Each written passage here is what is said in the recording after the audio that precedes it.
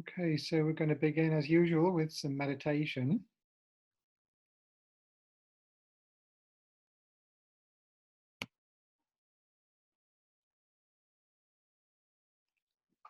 So bring your attention inward to your body.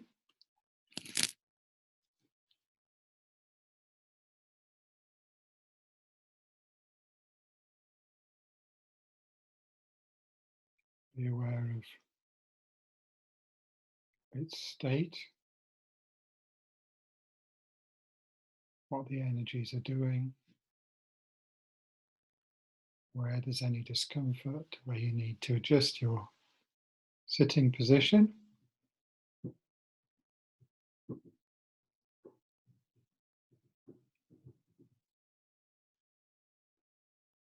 Be aware of your mind slowing down. Be aware of your breathing.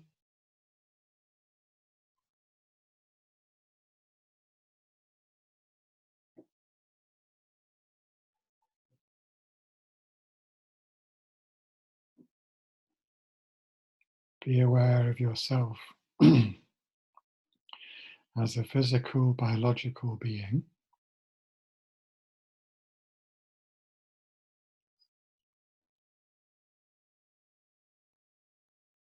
All of your many organs,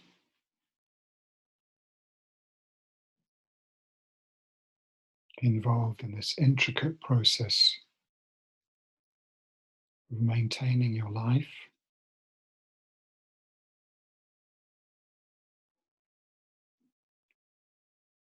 Each one indispensable,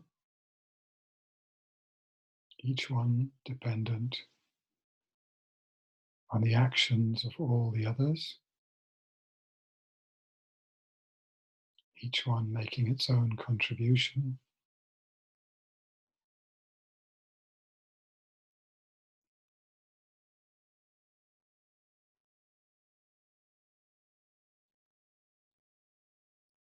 Your bones, muscles, skin, blood vessels, lungs, heart, digestive organs,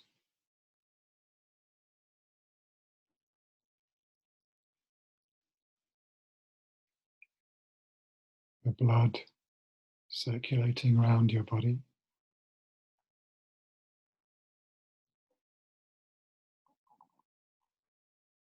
your brain, spinal cord, the nerve cells radiating out through your body, relaying information back to the brain, controlling the muscles, controlling the glands, which in turn control the brain and other organs.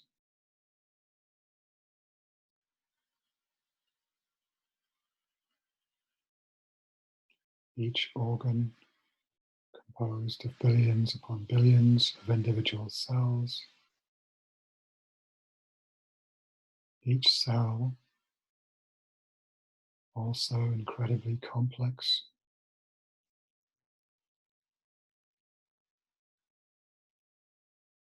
Millions and millions of different molecules, all regulating the chemical activity.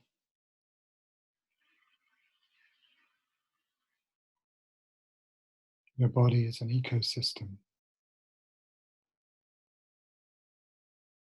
that functions flawlessly.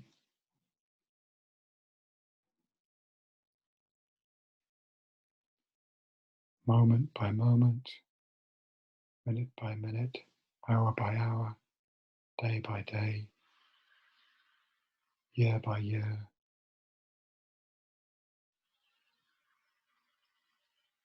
An extraordinary miracle of life. Each one of us is.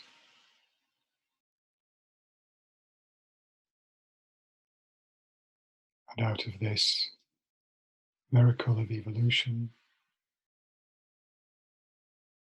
comes the miracle of awareness, consciousness, understanding.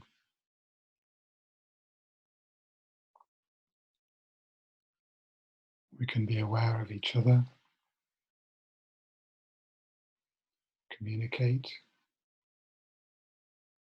We can share this meditative space together.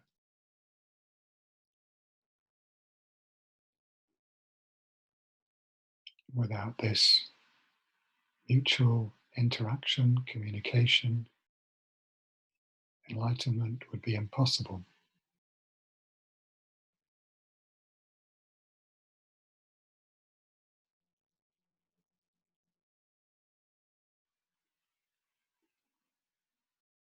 As Dharma practitioners, we are utterly and totally dependent on others,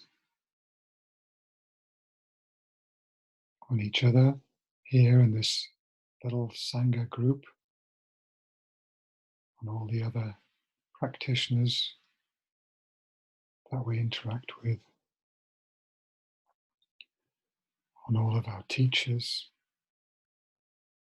all of the great practitioners throughout the centuries, throughout the millennia, even before that, those wise humans who laid the foundations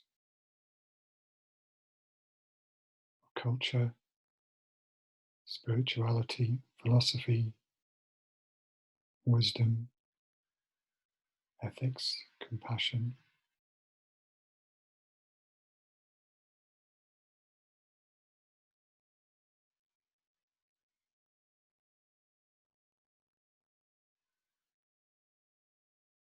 Even on an even deeper level, how deeply we are dependent on this web of life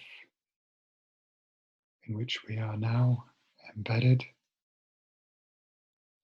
this circle of Dharma practice and study, this little group embedded not only within this vast superorganism of humanity, human culture, the greater human consciousness, on an even deeper level, completely embedded within this vast and wondrous web of life. Trillions of organisms, each endowed with evolutionary intelligence,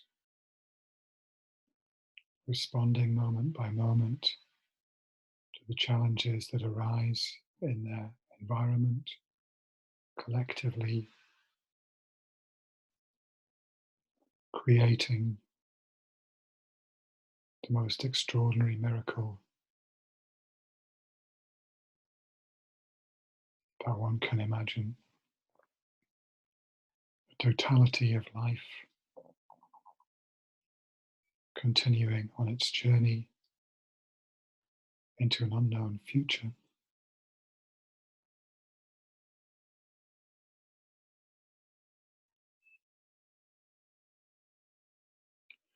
And in some sense,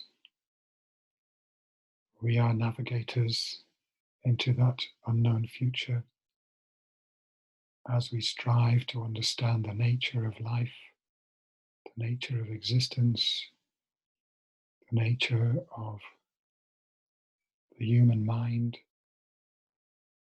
the nature of ourselves, our psyche,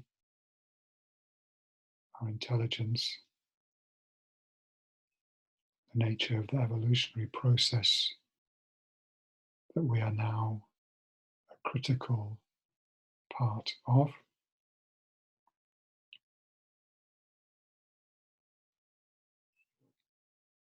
So let's move a little bit into our right brain form of awareness now, with this picture in our mind of our place in the web of life.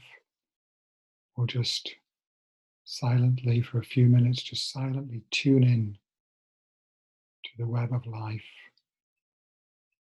to all those around the world who are doing so, all of the ecosattvas and bodhisattvas and eco warriors who are together with us in this great task of finding a way through this evolutionary crisis. So just listening to all of that on the web of life, let's be silent for a few moments.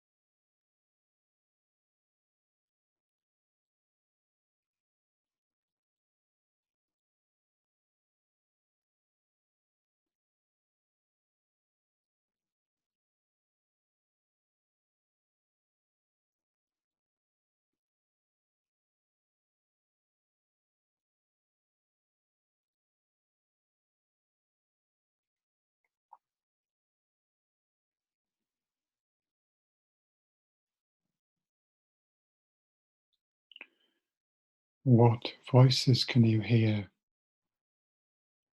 coming to you from the web of life?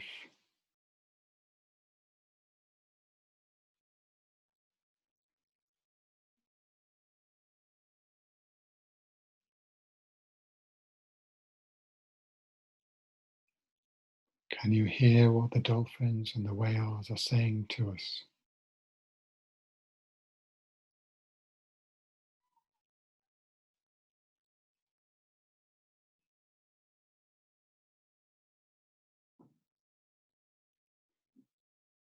What are the ancient trees of the boreal forests?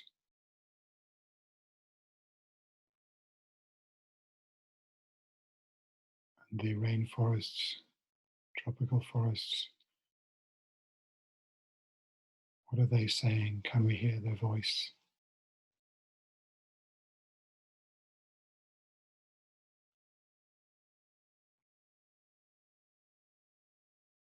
The voice of the great apes and the great cats that are threatened with extinction.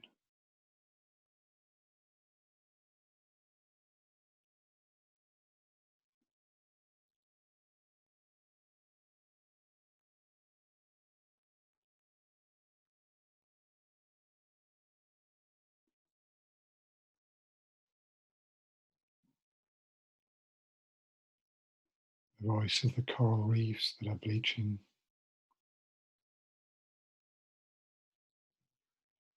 Ice caps that are melting. The continental plates that are shifting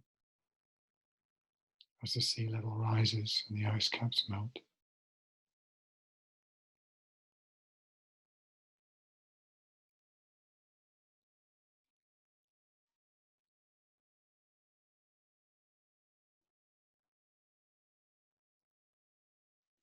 the trillions or quadrillions of tiny creatures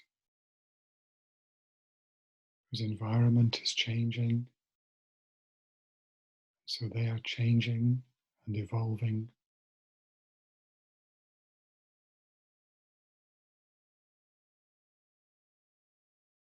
The ecosystem is an unstable condition.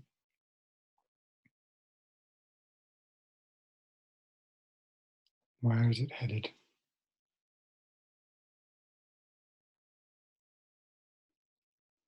What is our part?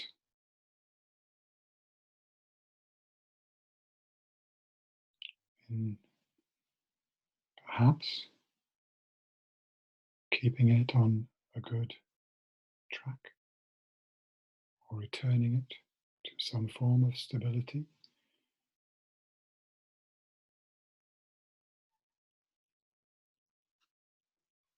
We know that we cannot predict the future course of this process,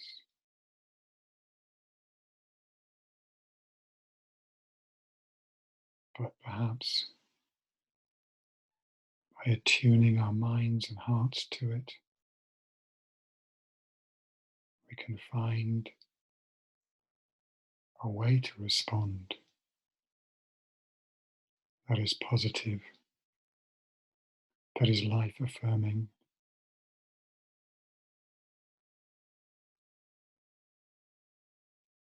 What is it to heed the cry of the earth,